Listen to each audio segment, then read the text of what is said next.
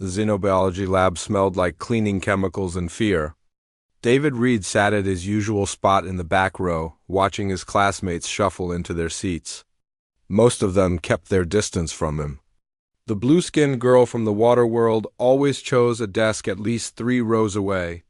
The tall insect guy never made eye contact anymore. Professor Kilvin entered the room carrying a metal case. His forearms moved in patterns that David had learned meant nervousness. The professor was trying to hide something. "Today we discuss survival instincts," Professor Kilvin announced. His voice clicked and hummed through the translator device.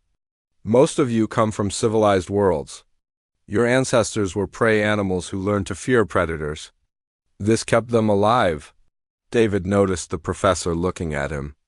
Everyone always looked at him when they talked about predators. Word had spread fast after he arrived at Galactic Academy Station Harmony. Earth was a death world. Humans were predators. Humans were dangerous. "I have brought something to demonstrate proper fear responses," the professor continued. He placed the metal case on his desk. "Inside this container is a Raptix hatchling. Raptix are apex predators from Virith, a jungle world with gravity twice what most of you are used to. They hunt in packs. They have never been domesticated. They kill handlers regularly." The classroom went silent. Someone in the front row made a scared chirping sound. Professor Kilvin looked directly at David. "This lesson is important for all students. Even those from dangerous worlds must understand that some creatures cannot be reasoned with." David said nothing. He had heard this speech before in different forms. People kept trying to warn him about things. They did not understand that growing up on Earth meant growing up around danger. His family farm had coyotes, bears, and venomous snakes. His father taught him to respect predators, not fear them. The professor activated the containment field around his desk. A blue energy barrier hummed to life. "The hatchling cannot escape this barrier. You are completely safe. I am releasing it now so you can observe predator behavior." He opened the case. The creature that emerged was about the size of a large dog. Its scales were dark green with black stripes. It had 4 legs built for running and jumping. Its head was narrow with sharp eyes that reflected the classroom lights. Rows of teeth showed when it opened its mouth to taste the air. The Raptix hatchling looked around the room. Students leaned away from their desks. The insect guy stood up like he was ready to run. Then the hatchling did something Professor Kilvin did not expect. It rammed into the energy barrier with its shoulder. Once, twice, 3 times, the barrier flickered. "That should not be possible," Professor Kilvin said. He reached for the control panel. The hatchling hit the barrier again. This time it shattered like glass. Chaos erupted. Students screamed and ran for the exits. Desks crashed over. The blue-skinned girl climbed onto a table. The insect guy was already gone, having used his wings to fly out the door. The Raptix hatchling stood on the professor's desk, watching the panic. Its head moved back and forth, tracking the running students. David recognized that movement. It was the same way a cat watched birds. Running triggered the chase instinct. David stayed in his seat. He did not move. He barely breathed. The hatchling's head stopped moving. Its eyes locked onto David. Professor Kilvin shouted something about staying still, but David was already doing that. He watched the creature with curiosity, not fear. It was beautiful in a way. Perfect predator design. Muscles built for explosive speed. Senses sharp enough to detect the smallest movement. The hatchling jumped down from the desk. It walked across the floor toward David, moving between overturned chairs and scattered supplies. Its claws clicked on the metal floor. The students had frozen near the exits, watching in horror. Some were calling for security on their communication devices. The Raptix circled David's desk. It was testing him. David had seen this behavior before with wild animals back home. The creature was deciding if he was prey, predator, or something else. David slowly moved his hand. Not fast enough to trigger a chase response, but not so slow that it looked like weakness. He extended his fingers toward the hatchling. "Student Reed, do not move," Professor Kilvin warned. His voice was high with panic. David ignored him. He kept his eyes on the hatchling, but not in a challenging stare. He watched the way he would watch any animal, with respect and interest. The Raptix stopped circling. It looked at David's hand. Then it stepped closer. It made a sound David had not expected. Not a growl or a hiss. A soft chirping noise, almost like a question. "Hey there," David said quietly. "You are scared too, are not you? All these loud noises and running. That is confusing." The hatchling tilted its head.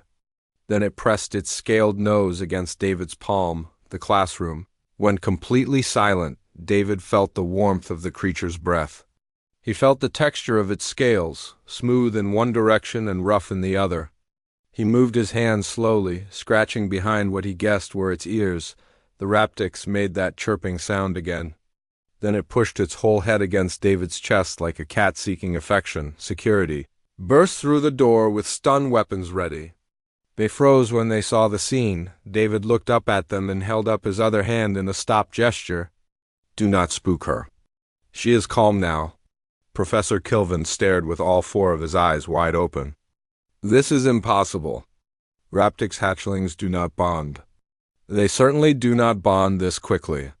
"Maybe nobody tried talking to them before," David said. The hatchling was now sitting next to his chair, leaning against his leg. One of the security officers stepped forward carefully. "We need to contain the creature." The Raptix noticed the movement and made a low warning sound. It moved between David and the officer, protective. David put his hand on the creature's back.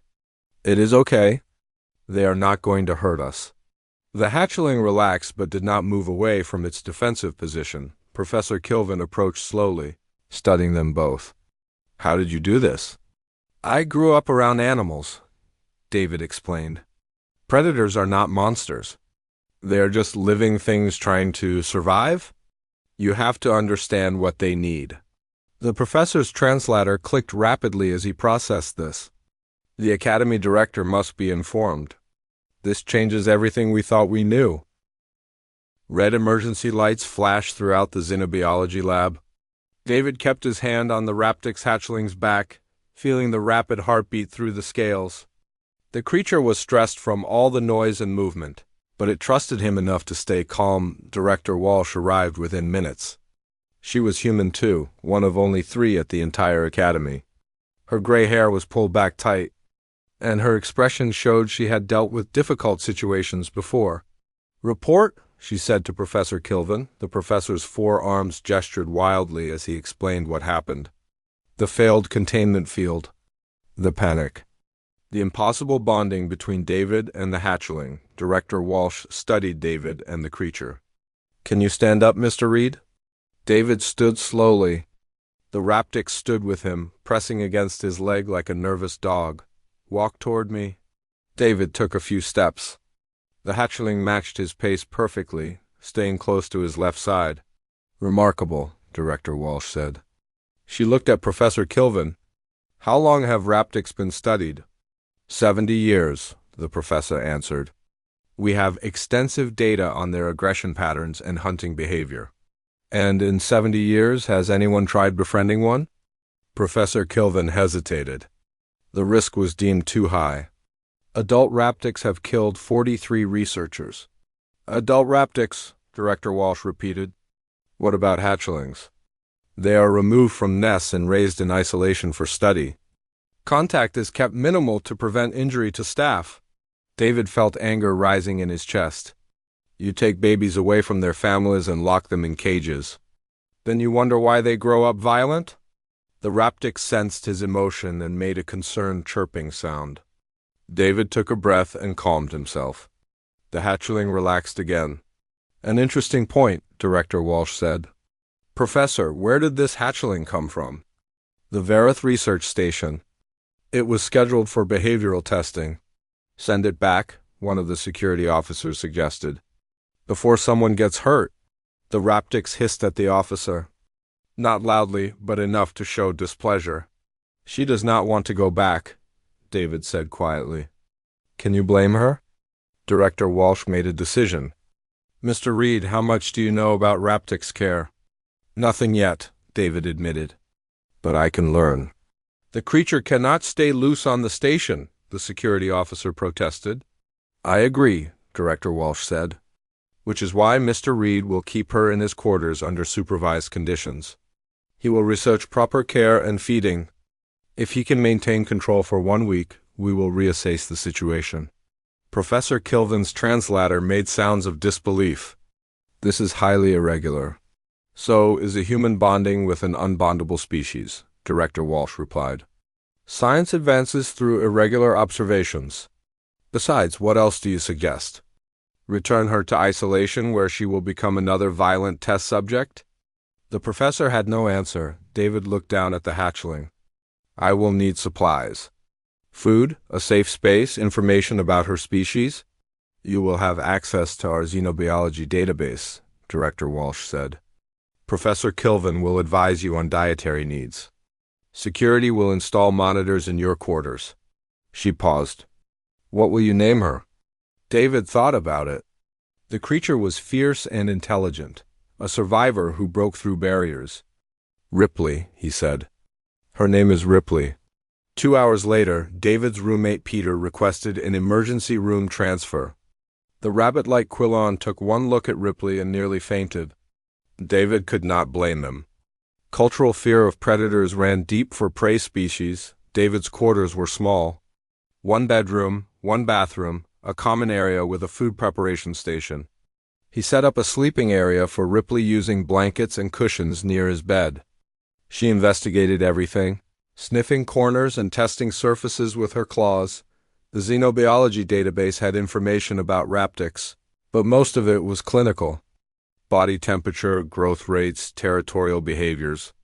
Nothing about what they needed emotionally or socially. David dug deeper into Earth's database instead. He looked up pack hunters. Wolves, lions, orcas. Species that lived in groups and formed complex relationships. If raptix hunted in packs on their homeworld, they must need social bonds. Ripley brought him a cushion and dropped it at his feet. You want to play? David asked. She chirped and crouched down, her tail moving back and forth. David picked up the cushion and tossed it across the room. Ripley pounced on it immediately, shaking it like prey. Then she brought it back and waited for another throw. They played until Ripley got tired. She ate the raw protein rations Professor Kilvin had provided, then curled up in her blanket nest. Within minutes she was asleep. David watched her through the window of his quarters. A small crowd had gathered outside. Students stared at the sleeping raptix like she was a bomb that might explode. Lucy approached the window carefully. She was one of the few students who had not run during the incident. Her amphibious skin was light blue with yellow spots. Is it safe? She asked through the communication panel. Her name is Ripley, David said. And yes, she is safe. How do you know? Same way, you know anything is safe. You pay attention. You learn. You respect boundaries? Lucy looked at Ripley with curiosity instead of fear. What is she dreaming about? David smiled. Probably running, hunting, maybe her family. Do you think she misses them? Yes, David said quietly. I think she misses them very much. More students gathered as word spread. Victor showed up with a group of friends. He was Centauran, tall and muscular with silver skin.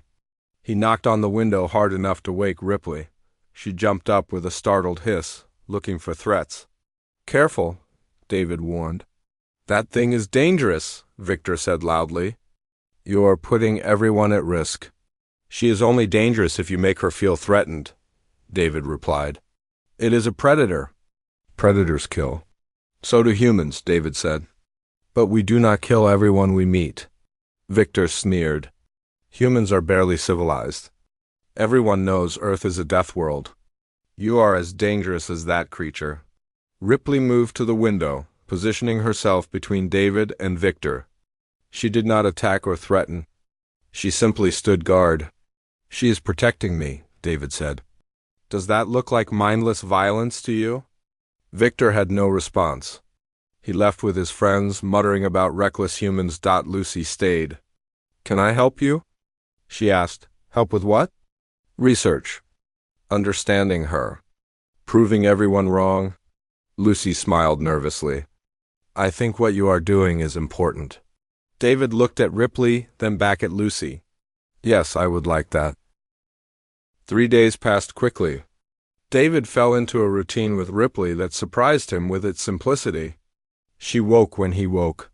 She ate when he ate. She followed him everywhere the Academy allowed, which was not many places yet. Lucy became a regular visitor. She helped David compile better information about Raptic's behavior by cross-referencing it with pack predators from other worlds. Together they discovered that Raptic's social structures were more complex than anyone had documented. Look at this, Lucy said, pointing to her datapad. Raptic's nests have a matriarch who leads the pack. She is not always the biggest or strongest. She is the one who makes the best decisions. Leadership through intelligence, not just strength, David noted. He scratched behind Ripley's head crest. She had grown noticeably in just 3 days. You are a smart girl, are not you? Ripley made a pleased rumbling sound. The door chimed. Professor Kilvin entered with Director Walsh. They carried scanning equipment. Time for Ripley's health assessment, the professor said. He kept his distance, still nervous around the hatchling. Ripley growled softly. It is okay, David told her. They are friends. The growling stopped, but Ripley watched both visitors carefully. Director Walsh smiled. Her growth rate is accelerating. She has gained 12% body mass since you took custody. She was underfed before, David said. I have been giving her extra rations. Professor Kilvin scanned Ripley with a handheld device. Her stress hormones are 60% lower than typical hatchling baselines. Her neural activity shows increased plasticity.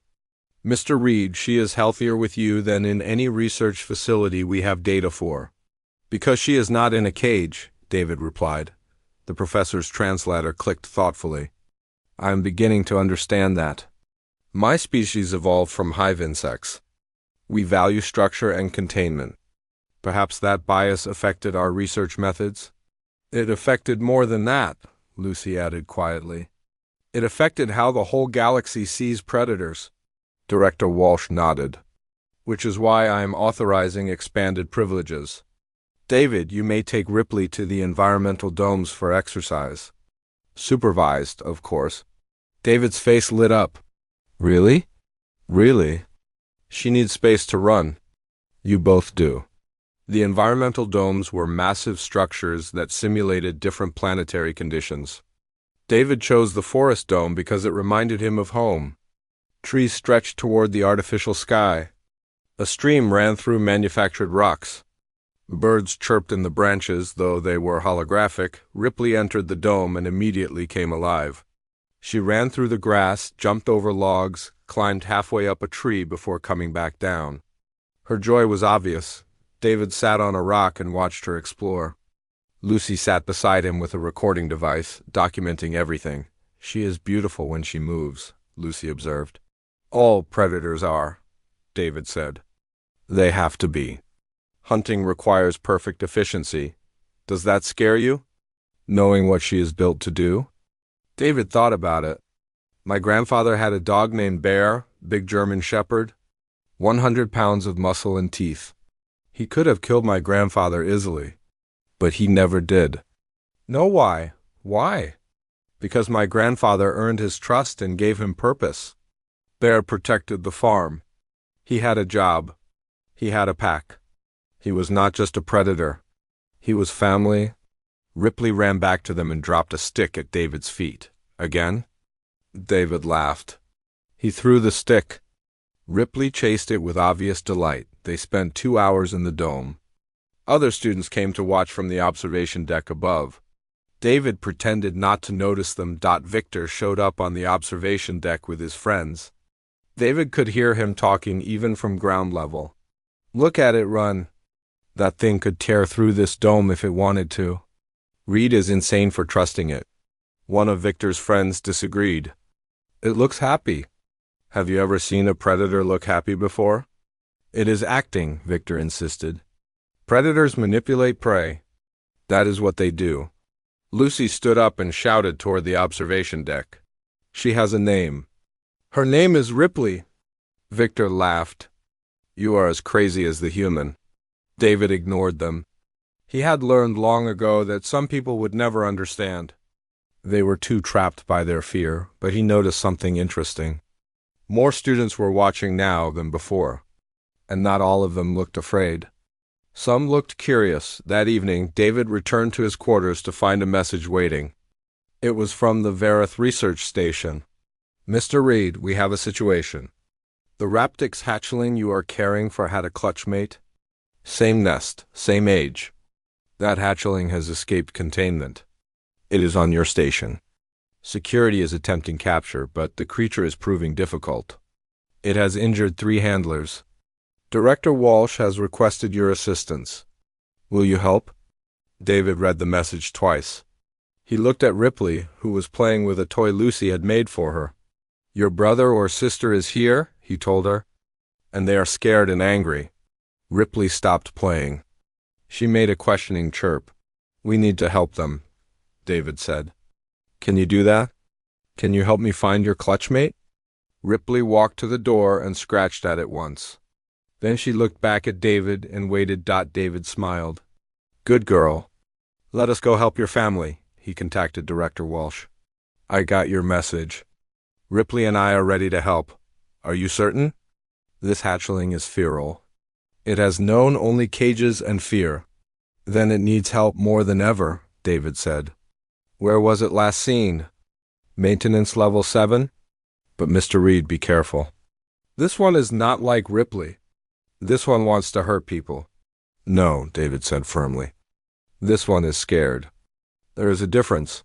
He grabbed his jacket and opened the door. Ripley rushed out ahead of him, then stopped and waited for him to catch up. Lucy was in the hallway. I heard what happened. I am coming with you. It might be dangerous. Then you will need someone watching your back, she said. David nodded. Together, the 3 of them headed for the maintenance levels.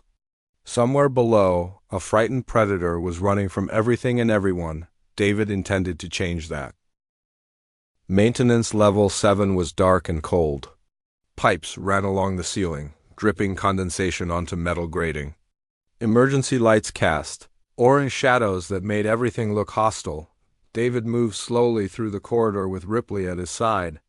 Lucy followed behind them, her recording device forgotten.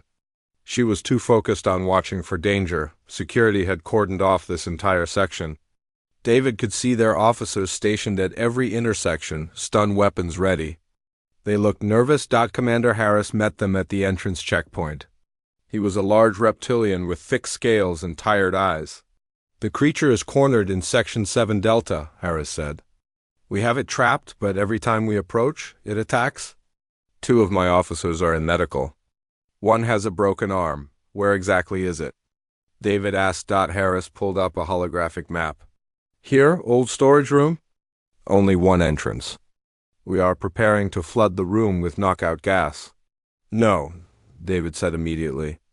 That will terrify it even more. It is already terrified. And dangerous.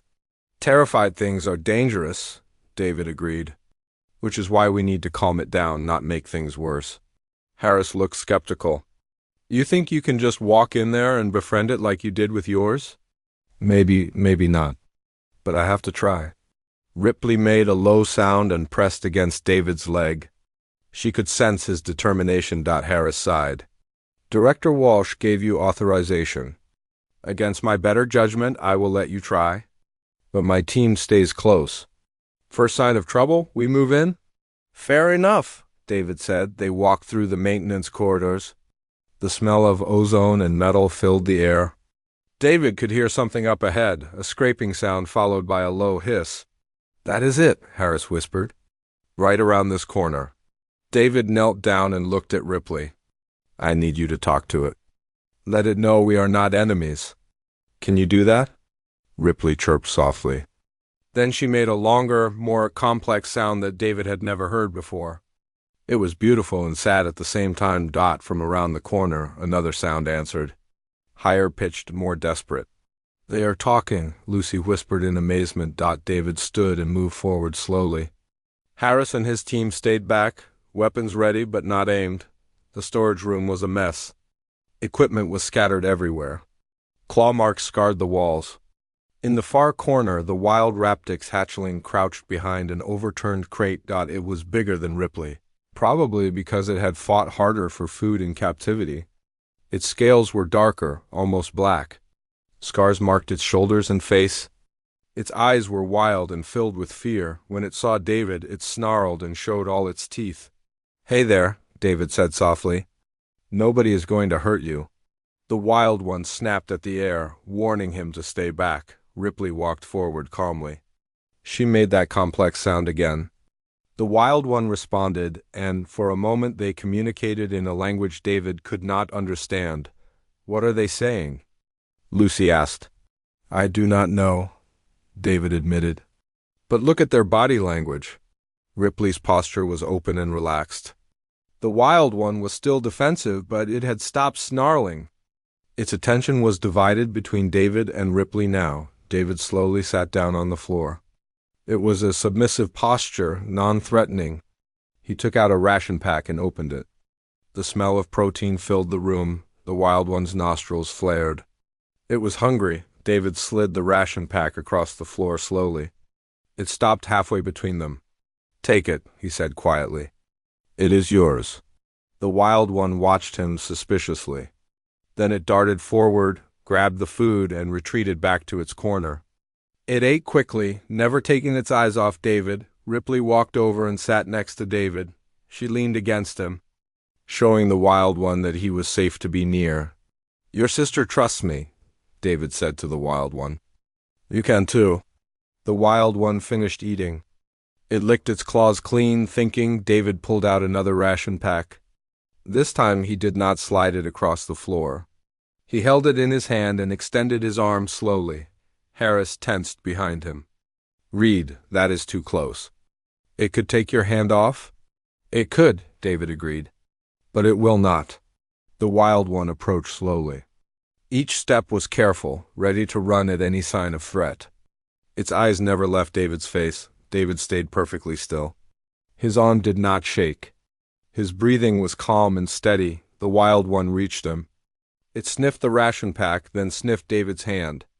Its breath was hot against his skin. Then it gently took the food from his palm. Not snatching or biting.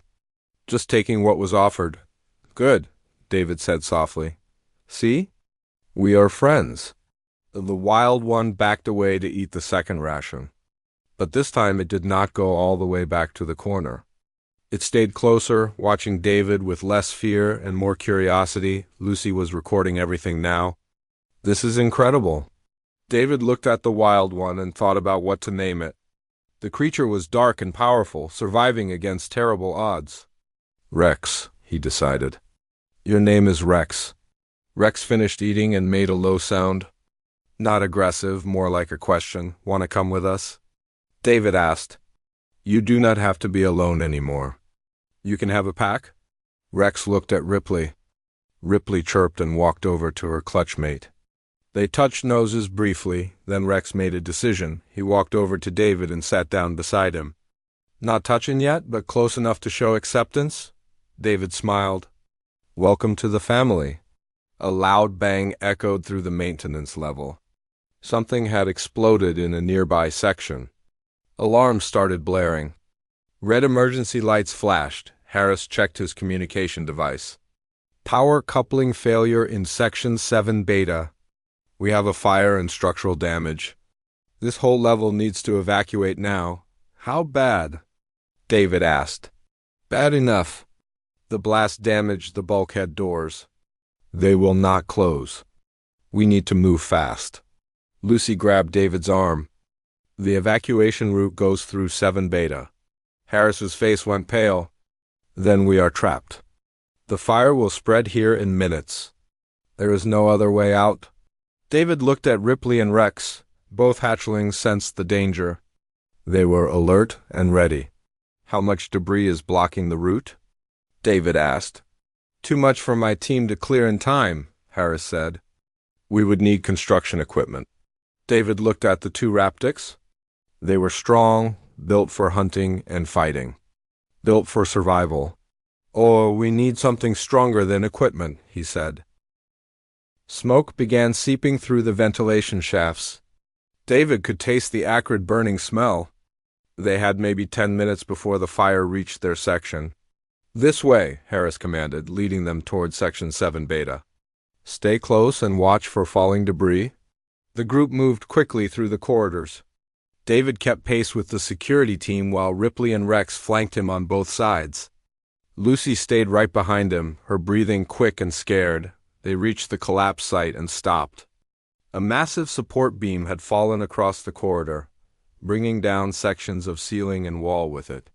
The debris pile was taller than David and stretched the entire width of the passage. Beyond it, flames cast dancing shadows. We will never move this in time, one of the security officers said. Harris tried his communicator again. Command, this is Harris. We need emergency extraction at maintenance level 7. Multiple civilians trapped. Static answered him. The fire was interfering with communications. David studied the debris pile. Most of it was twisted metal and composite panels. Heavy, but not impossible. He looked at Ripley and Rex. Both hatchlings were watching him, waiting for direction. Can they really move this? Lucy asked quietly. I do not know, David admitted. But we have to try. He walked up to the debris pile and grabbed a smaller piece of paneling. It was hot to the touch, but manageable. He dragged it aside. Ripley immediately understood. She grabbed another piece in her jaws and pulled it away from the pile.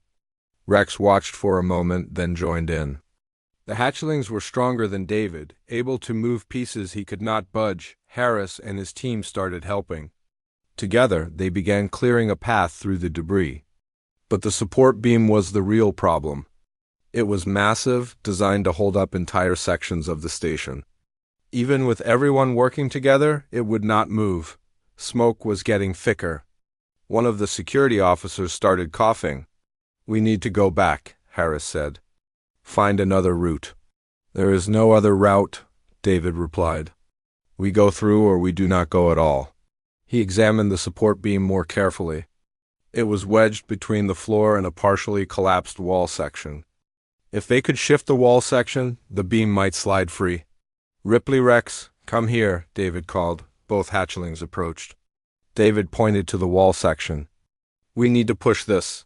Together. Understand? Ripley chirped and positioned herself against the wall. Rex did the same. Everyone else help them push, David said. On my count. 1, 2, 3, push. They all pushed against the wall section. David felt his muscles strain. The wall groaned but did not move. Ripley and Rex dug their claws into the floor and pushed harder, their powerful legs driving forward. Keep going. David shouted. The wall section shifted an inch. Then another. The support beam began to slide. It is working. Lucy yelled. An explosion sounded from somewhere behind them. The fire had reached something volatile. Heat washed over them in a wave. Push harder. Harris commanded. David felt something give way. The wall section suddenly shifted 3 feet, and the support beam crashed to the floor, rolling aside. A gap opened in the debris pile, just wide enough to squeeze through. Go, go, go. Harris pushed his officers through first. Then Lucy, then he turned to David. You next. The hatchlings first, David said. They are animals. You are a student. They are people, David corrected. And they just saved all of us. Ripley, Rex, through the gap, now. Ripley hesitated. She did not want to leave David behind. I will be right behind you, he promised. Go, Ripley went through the gap. Rex followed her. Then David climbed through, feeling the hot metal scrape against his jacket. Harris came last. Just as another section of ceiling collapsed behind them, they ran through Section 7 Beta. Fire surrounded them on both sides, contained only by emergency bulkheads that were slowly failing. The heat was intense. David's lungs burned with every breath. Lucy stumbled. David caught her arm and pulled her forward. Stay with me. I cannot breathe, she gasped. Yes, you can. Just a little further. Rex appeared on Lucy's other side, letting her lean against him as they ran. The gesture surprised everyone. They burst through the final bulkhead door into Section 7 Alpha. Clean air rushed into their lungs. Behind them, the bulkhead door sealed shut, containing the fire. Everyone collapsed against the walls, breathing hard. Harris checked his team. 2 officers had minor burns, but everyone was alive. Director Walsh arrived with medical personnel. Is everyone accounted for? All present, Harris reported. Thanks to Reed and his creatures. Not creatures, Walsh said. Looking at Ripley and Rex, thanks to his companions. Medical staff treated the injured while David checked on Ripley and Rex. Both hatchlings were exhausted but unharmed. They had done more physical work in 20 minutes than most beings their size could handle. Lucy sat against the wall, still catching her breath. Rex lay down next to her, and she absently put her hand on his head. He did not pull away. He saved me, she said in wonder. He did not have to, but he did. That is what pack members do, David explained. They protect each other. Victor arrived with a crowd of students who had heard about the incident. He stared at Rex lying calmly next to Lucy, at Ripley resting against David, at the obvious bond between humans and predators. I do not understand, Victor said quietly. Everything we were taught says predators cannot be trusted, that they only kill and destroy. But they saved you. They saved all of you. Professor Kilvin emerged from the crowd. Perhaps what we were taught was incomplete. Perhaps we have been wrong about many things. Director Walsh nodded. This incident has shown me that our approach to predator species needs fundamental revision. David, you have done something remarkable here. You have proven that understanding is stronger than fear. I did not do it alone, David said, gesturing to Ripley and Rex. They chose to trust? That takes more courage than anything I did. Harris stepped forward. For the record, I was wrong about you. And I was wrong about them. You have my apology and my respect. David smiled tiredly. Apology accepted? Ripley made a soft chirping sound. Rex echoed it. Both hatchlings were tired and hungry, ready to rest. Let us get these heroes home, Director Walsh said. All of them. As they walked through the station corridors, students stepped aside to let them pass. But this time, the looks were different. Not fear, respect, curiosity, understanding that something had changed. Not just for David and his companions, but for everyone who witnessed what happened. The galaxy was beginning to learn that predators were not monsters. They were partners, protectors, friends. They were family. 2 weeks had passed since the fire. David's quarters had been expanded to accommodate both Ripley and Rex properly. The academy provided better food, larger spaces, and most importantly, respect. David sat in the forest dome watching his 2 companions play. They chased each other through the grass, practicing hunting techniques that were part instinct and part learning. Lucy sat beside him, taking notes on their behavior patterns. They have gained another 15% body mass, Lucy observed. Their coordination has improved significantly too. They are happy, David said simply. Happy creatures grow better. Students now visited the forest dome regularly to watch. Ripley and Rex, what started as fearful observation had become genuine interest. Professor Kilvin held classes here sometimes, teaching about predator ecology with living examples instead of frightening theories. Victor approached them carrying a data pad. He had changed over the past 2 weeks. The arrogance was gone, replaced by curiosity. David, I have been researching Earth's history, Victor said. Is it true that humans domesticated wolves thousands of years ago? Yes, David confirmed. Wolves became dogs. They helped us hunt, protected our homes, became part of our families. How is that possible? Wolves are apex predators. So are humans, David reminded him. We understood each other. We both knew what it meant to hunt, to protect a pack, to survive together. Victor sat down on the grass. My people never had predators on our world. We evolved on peaceful plains with abundant food. The idea of befriending something that could kill us is completely foreign. Most species here are like that, Lucy added. The galaxy is run by prey species who learn to fear everything. But humans are different, Victor said. Earth had predators everywhere. You learn to live with them instead of just running away. David nodded. We learn to respect them, to understand that predators are not evil, just different. They have their role in the ecosystem, same as everything else. Ripley and Rex finished playing and trotted over to the group. Both hatchlings had grown noticeably. Ripley was sleek and fast, while Rex was larger and more muscular. They complemented each other perfectly. Rex approached Victor carefully. The big hatchling had learned to be gentle around nervous people. Victor tensed but did not run. What does he want? He wants to know if you are part of the pack, David explained. He is giving you a choice. What happens if I say no? Nothing bad. He will just keep his distance. Victor thought about it. Then slowly, carefully, he extended his hand like he had seen David do many times. Rex sniffed his hand. Then the big hatchling pressed his head against Victor's palm. Victor's eyes went wide. His scales are warm.